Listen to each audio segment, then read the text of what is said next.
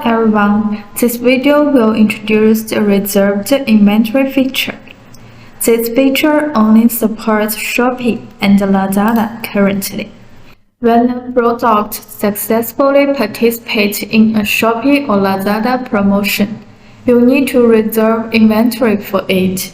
The reserved stock will only be used for the orders during the promotion period, and the remaining stock will be released after the promotion. And there are two advantages. First one, reserve inventory only used for dedicated promotions. And the second one, avoid overselling caused by the platform automatically locking the promotion. Here are two tips for using this feature. First one, be sure to turn on the inventory feature.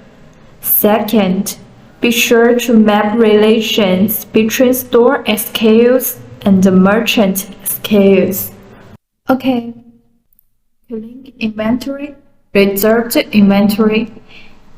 To enter the page of this feature, Shopee and Lazada. We also have two videos on how to use Shopee and Lazada promotion reserve inventory feature.